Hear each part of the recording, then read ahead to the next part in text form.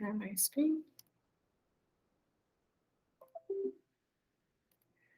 So good morning, everyone. Today we are talking, or actually afternoon. Today we're talking about SPORTDiscus.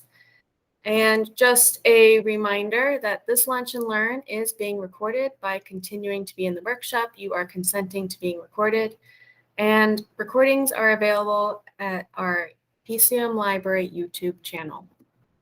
So first, I just want to go over what is SPORTDiscus, and then I'll go over how to actually search in SPORTDiscus.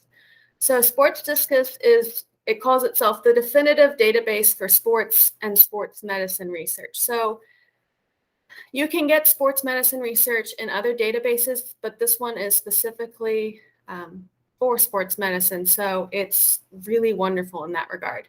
It has hundreds of full-text sports medicine journals, and it is the essential tool for those studying fitness, health, and sports. So content-wise, the list of content includes over 1,000 total resources, and some of these are, magazines, books, and videos. But most of interest, it has 665 active index and abstract journals, of which 461 are peer-reviewed. It also includes a growing collection to 148 open access journals.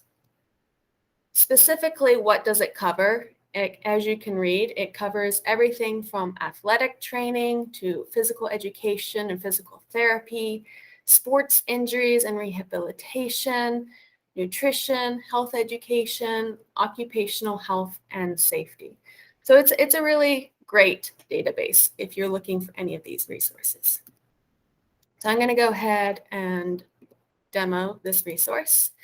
And of course, the first thing to do is to go to our library website and go to our database lists. And I'm going to go ahead and go to S, and SPORTDiscus is right here. So if you ever encounter this screen, always click on this Open Athens login screen, and it will take you to the resource. So this is SPORTDiscus, and as you can see, we have full text access to it. This database is through our EBSCO searching database. So if you ever wanted to search more than just SPORTDiscus, for example, if you wanted to also search in CINAHL or Medline Complete, you could just select it and then hit OK, and it would search more than one database for you. Other things to note, that it does default to the basic search. Under searching options, you can also add in these search options. For example, there's a peer-reviewed button, there's a language button, there's a full text option. I'm going to go ahead and get started with our advanced search. And my chosen topic is rotator cuff tear. And I want to know specifically for athletes, best rehabilitation. And note, you can select a field. So if you don't select anything, I believe it defaults to all text. For main topic, I like to select either subjects or abstracts. So I'm going to go ahead and select abstract for rotator cuff tear. And I'm going to leave these general just to show you the difference. For my filters, I do like to filter just by English because, unfortunately, that is the only language I speak.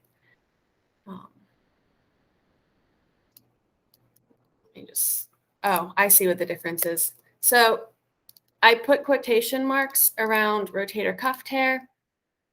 Rotator cuff tear is not the specific term that's being used. And the other thing is I misspelled athlete. There you go. If you have any spelling errors, it won't pull up the correct option. So, whoops. But it's also a really good demonstration of make sure you double check your spelling. And sometimes the answer is that if you're not finding anything, make sure you're spelling it correctly. So I do want to show you the difference of select a field And I'm going to go back to abstract, show you the difference. We had 34 results. See if we get a difference. As you can see here, we do have 28. So a few things to note in this page. You can find your current search terms on this left box here, complete with any limiters. For example, it shows that I have limited to English. I can limit the date to the last 10 years. Which gives me just 7 results. Another thing to note, which I like to change almost always, is it defaults to brief. If you want to look at the abstract, click on detail, and then you do have to click apply. And now I can see both the abstract as well as the the subject. So here you can actually see that rotator cuff tear is not the keyword that's being used. It's actually rotator cuff injuries. So I'm going to change my search to rotator cuff injuries and see how that will change my search results. And as you can see, I went from 7 to 24. So I always encourage anyone who is searching to make sure that you're using the search terminology that your articles are being cataloged under. Because if you're using the wrong search keywords, then you're not going to get as many results as you can. Okay, so that is just a basic demonstration of advanced search. Other things to note, you can also filter by subject, publication type, or actually, I'm sorry, this is what journal is publishing it. Publication type is under source type. Another great feature of searching under EBSCO is that it does give you a PCOM search bar. So in this case, I'm going to put rotator cuff injury. And I'm going to modify my search for that. I'm going to say non-surgical or surgical and rehabilitation as my outcome. And just of note, there is a little help bar. It gives you recommendations how to use this PCOM search best. But I'm going to go ahead and hit submit. And I have 4 results. Something to note is that your filters stay active unless you clear them. So if I wanted to see any historical ones, I can clear my limitation for the last 10 years, and I now have 13 results. One thing to note that when I searched in PCOM, it added everything to this top search bar, and you can see my intervention and comparison is actually searching for it with the Boolean OR. So if I wanted to search for an article that is comparing both, I do have to change that. And then everything under the PCOM search got put in this top search bar here. So say if I was doing a secondary search and I had been using the advanced search, you might need to clear your other search tabs. And you can see here with my new search, I now have just 1 search result here.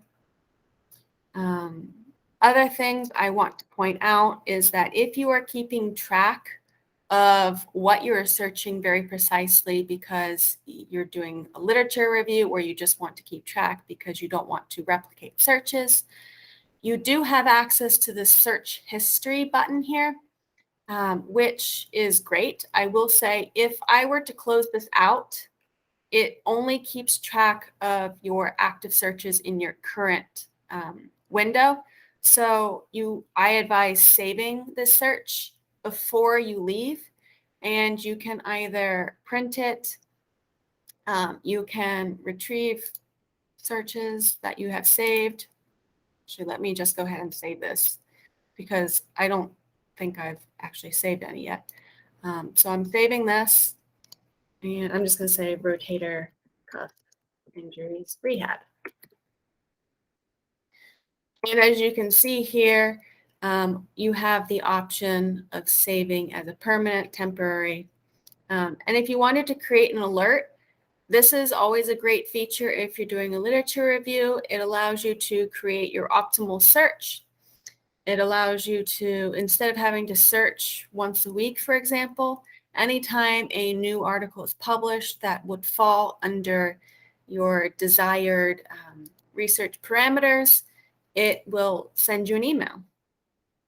And as you can see here, you just say how much, how often, how long you want the alert to stay active for, which is a great feature, and putting your email address and what you would have in your email subject headings.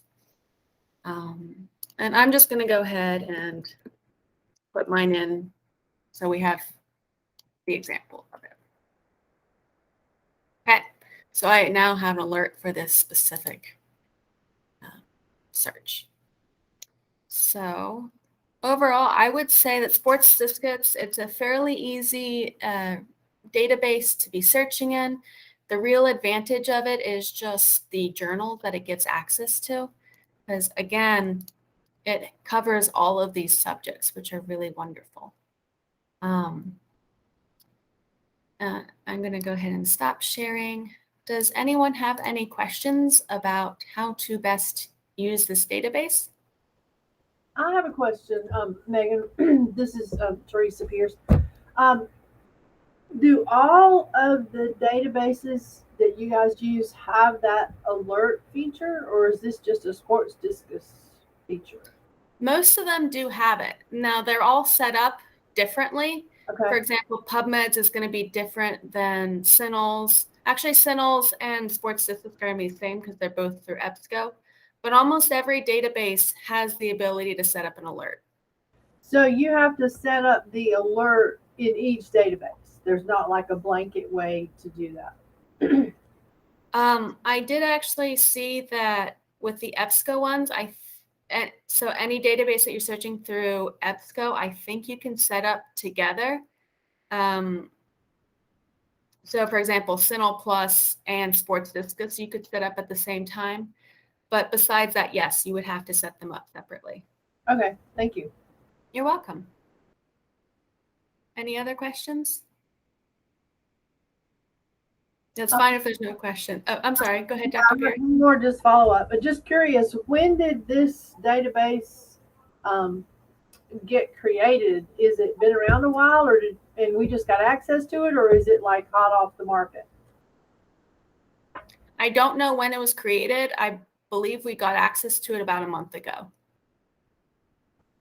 Okay, great, thanks. You're welcome.